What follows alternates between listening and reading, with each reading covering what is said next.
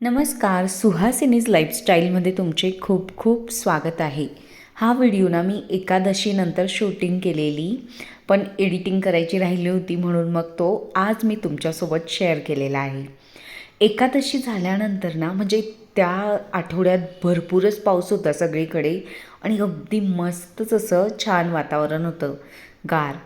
एकादशीच्या दिवशी ना म्हणजे मी आपलं रताळू नंतर भगर वगैरे आपण त्या आधीच आणत असतो, तर तसं आणलेलं होतं. पण त्याच्यातलं थोडी भगर शिल्लक होती, नंतर एक रताळू शिल्लक होता आणि 3 बटाटे. मग आता यांचं करायचं काय, कारण की ना पावसाळ्यात प्रत्येकाच्या घरात चिलटे होतात हे आपल्याला माहिती आहे. तर मग ते ना बाहेर पडून ना चिलटे फिरत होते, तर म्हणून मग मी त्यांचा वापर ना झटपट करून घ्यायचं ठरवलेलं. मागच्या व्हिडिओमध्ये ना या प्लांटविषयी मला विचारलेलं, तर हे आर्टिफिशियल प्लांट आहे, अगदी वेलासारखं. हे ना मी पुणे इथे घेतलं होतं. मी दाखवलेलं पण आहे व्हिडिओमध्ये. छान आहे. 300 रुपयाला काहीतरी घेतलं होता. 2 वर्षापूर्वी घेतलेलं. मी घर आवरताना ना मला ती बॅग सापडलेली. माझ्याकडे अनेक असे म्हणजे आर्टिफिशियल पण प्लांट्स आहेत, तर ते मी तिथे लावून ठेवलेलं आणि ते लावल्यानंतर ना छान वाटते. बाजूलाच ना मी एका कढईमध्ये भगर म्हणजे शिजवण्यासाठी टाकलेली, की मला असं वाटलेलं हे उपवासाचं शिल्लक असलेलं मटेरियल म्हणजे जेवणाचा हे पण आपण वापरून टाकू आणि मग म्हणजे चिलट्यांचाही त्रास राहणार नाही आणि अन्नही वाया गेलं असं वाटणार नाही.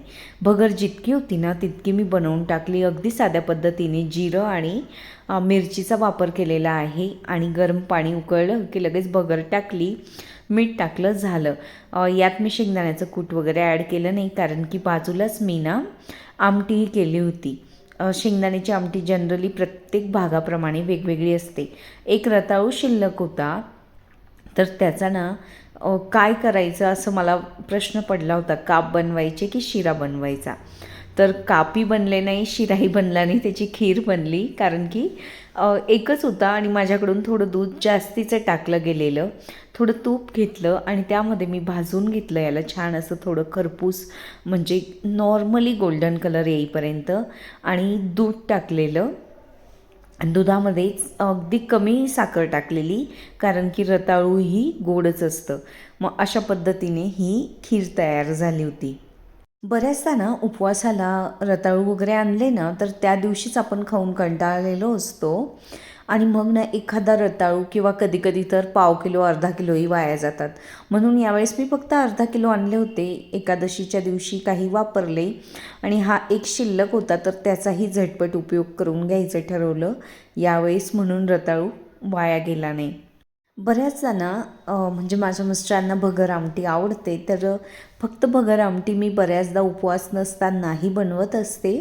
पण हा सगळा स्वयंपाक ना मी अगदी अर्धा तासात केलेला आणि किचन ओटाही म्हणजे खराब झाला नाही. तर मला वाटलं तर आपण आठवड्यात एकदा किंवा 15 दिवसात एकदा असं हे जेवण नक्कीच बनवू शकतो आणि खूप सोपं वाटलं, की इतर भाजी भाकरी किंवा हे डेलीच केल्यामुळे आपल्याला कंटाळाही येतो. 3 बटाटे आणि रताळू ना मी एकाच कुकरमध्ये वाफवून घेतलेला होता. तर तिघही बटाट्यांची सालं वगैरे काढून घेतली. अगदी थोडंसंच तेल घेतलं मी आणि फक्त जिरं आणि मोहरीचा वापर केला आणि आपलं बटाट्यांना हळद वगैरे न टाकता फक्त मिरची मीठ टाकून मस्तच असं त्यांनाही खरपूस भाजलं होतं. तर तीही छान टेस्ट आली होती. जितका उत्साह मला आषाढी एकादशीच्या दिवशी बनवताना नव्हता ना, तर त्यानंतर हे बनवताना जास्तीचा उत्साह आलेला.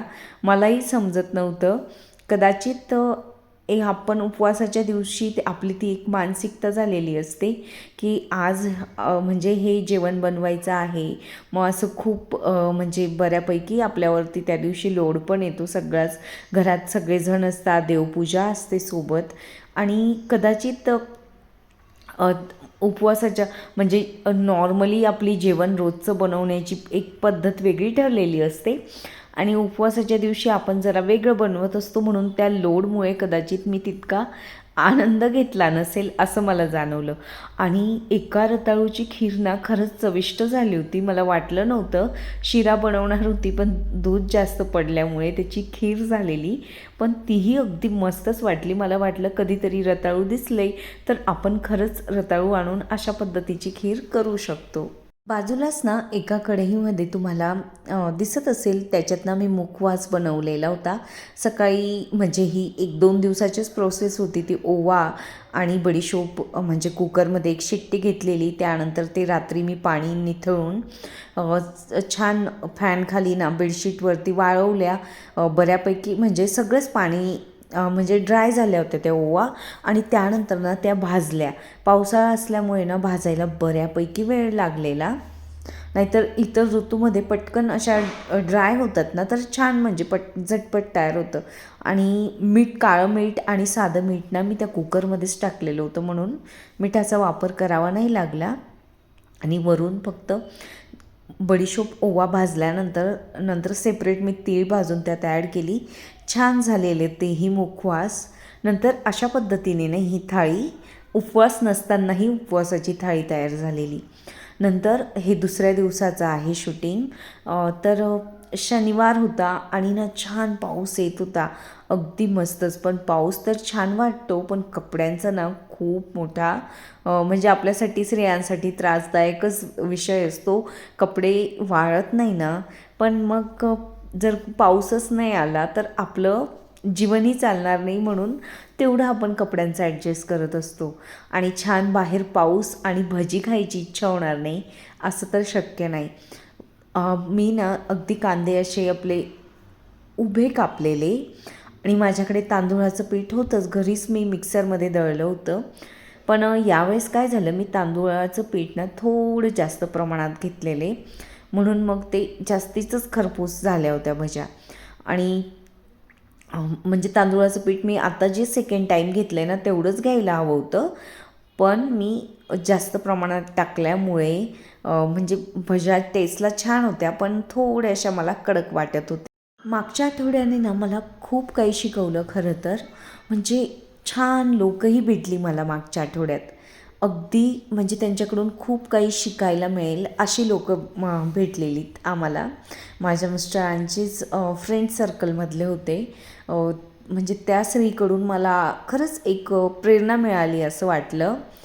आणि नंतर ना दुसरा अनुभव हा पण आला. म्हणजे मला मागच्या आठवड्याने ना खूप काही असं शिकवलं की आपण ना म्हणजे आपला आजचा दिवस खूप आनंदात आहे ना, तर खरंच तो आपण छोट्या मोठ्या दुःखांसाठी ना त्याचं म्हणजे जी जगणं सेलिब्रेशन तर आपण रोज जीवन जगतो आहे म्हणजे हे सुरूच आहे असं समजायला हवं. पण खूप सारं असं नॉर्मली प्रॉब्लेम्सची म्हणजे इश्यू न करता जगायला हवं. नाहीतर ना आपला आजचा दिवस आनंदाचा आहे, पण उद्याचा दिवस कोणी बघितला आहे की तो आनंदाचा असेल की नाही. म्हणून मग जे आपल्याकडे आज आहे ना आनंद, तर आपण तो अगदी छान असं आनंदात जगलं पाहिजे. कारण की मागच्या आठवड्यात ना बरेचसे मी म्हणजे प्रत्येक दिवस मला हा वेगवेगळा अनुभव देणारा होता. नंतर तिसरा अनुभव हा होता माझा की आपण जास्त भावनात्मक झालो तर लोक आपला इमोशनली वापर करून घेतात, तर तेही आपण तितकंच सतर्क असायला हवं. आपण कोणाच्या म्हणजे बळी तर नाही पडत आहे ना, कोणी आपला भावनात्मक वापर करून घेत नाही आहे ना, हा पण तितका विचार करणं खरंच खूप गरजेचं आहे. नाहीतर आपण ना कधी आपला कोणी असं गोड बोलून ना कामासाठी वापर करून घेतो हे आपल्याला पण समजत नाही, आणि नंतर सगळी क्रिया घडून जाते आणि मग लक्षात येतं अरे हे तर आपल्याला असं करायचंच नव्हतं, असं वागायचंच नव्हतं. पण आपण म्हणजे कोणी छान बोलण्याला बळी तर नाही पडलो ना, तर त्यावेळेस आपण आपला मेंदू तिथे त्या क्षणी प्रेझेंट असला पाहिजे. हे पण मला त्या म्हणजे मागच्या आठवड्यात शिकायला मिळालं. चौथी गोष्ट मी हे शिकली की आपण इतरांसाठी आपल्या आयुष्यातला इम्पॉर्टंट म्हणजे महत्त्वाचा असा वेळ खरंच देणं गरजेचं आहे का. ते म्हणजे आपल्या मैत्रिणी असू द्या किंवा इतर कोणी असू द्या, जर खरं तर ते लोक आपल्या वेळेची किंवा आपली किंमत त्यांना नसेल ना, एक दोनदा जर आपण अनुभव आला तरीही त्या लोकांना आपण आपला म्हणजे महत्त्वाचा आपल्या आयुष्यातला वेळ काढून त्यांच्यासाठी वेळ काढतो ना, आणि ते इझिली आपलं म्हणजे आपण त्यांच्यासाठी खूप ठिकाणी कामी येतो आणि नंतर आपल्याला गरज पडते त्यावेळेस ते साधं म्हणजे बोलणंसुद्धा त्यांना जड होतं. तर अशा लोकांना पण आपण तितकं महत्त्व द्यायला हवं का, हे पण खूप गरजेचं आहे.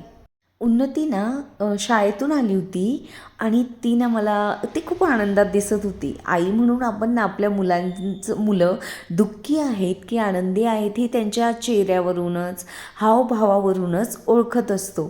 तर ती ना मला सांगत नव्हती की ती का आनंदी आहे. तर ती याच्यासाठी मी तिला खूप फोर्स केलेला, सांग ना बेटा. तिला असं वाटलं की मी ती स्वतःचंच कौतुक करते. तर तिला ना तिच्या मॅडमांनी ती डेलीचा होमवर्क पूर्ण करते, नंतर थोडे म्हणजे उत्तरं देते शाळेमध्ये. आणि तिचं अक्षर ना खरंच खूप सुंदर आहे. म्हणजे वयाच्या मानाने ना मी तुम्हाला नक्कीच पुढच्या व्हिडिओमध्ये दाखवेल. खूपच म्हणजे तिला मागच्या वर्षी ना स्पर्धेमध्ये बऱ्याचदा नंबरही आलेला आहे. तिचं अक्षर अगदी मोत्यासारखं असं सुंदर आहे आणि लिहिण्याची पद्धत कधीच म्हणजे कुठेही खाडाखोड नसते. असं छान मोत्यासारखं ठळक, म्हणजे असं तिच्या नोटबुक ना दरवर्षी टीचर शाळेमध्ये ठेवून घेत असतात. तर ती सांगत होती की शिक्षकांनी तिला ना प्रत्येक होमवर्क ना प्रत्येकाचा होमवर्क म्हणजे चेक करायला सांगितलेला आहे, शुद्ध लेखन किंवा जेही डेली दिलं जातं ते. तर ती खूप आनंदात होती. तर त्यामुळे ना ती मला मग मी तिला विचारलेलं. नंतर थोडा मी शिरा पण बनवलेला, कारण की तिला शिरा आवडतो. मग नंतर ना पाऊस बंद झाला होता आणि मग मी बाजारात ना असं कामानिमित्तच गेली होती. तर मला कैऱ्या दिसलेल्या, तर मला विशेष वाटलेलं की जुलै महिन्यात पण कैऱ्या मिळत आहेत लोणच्याच्या, छान अशा मस्तच होत्या. नंतर आमच्याच अंगणामध्ये ना वर्षा काकूंचं हे झाड आहे, त्याला एवढी सुंदर ही लिलीचं फूल आलेलं आहे. मी हे असं नकली फूल बघितलं होतं, पण ओरिजिनल फूल पहिल्यांदा बघते. आणि नंतर ना शेवटचा अनुभव हा घेतला की म्हणजे लोक मेल्यानंतरही नाव ठेवायला कमी करत नसतात. मग आपण ह्या लोकांचा जगताना का विचार करायला हवा, हा पण मला मागच्या आठवड्यात प्रश्न पडलेला. कारण की हे छोटे छोटे अनुभव ना आपल्याला आपल्या आयुष्यात धडा देऊन जातात की आपण म्हणजे नक्की योग्य आणि अयोग्यमधला फरक ओळखायला शिकवतात आपल्याला हे. चला भेटूया आपण परत नवीन छानशा व्हिडिओसोबत. व्हिडिओला लाईक नक्की करा.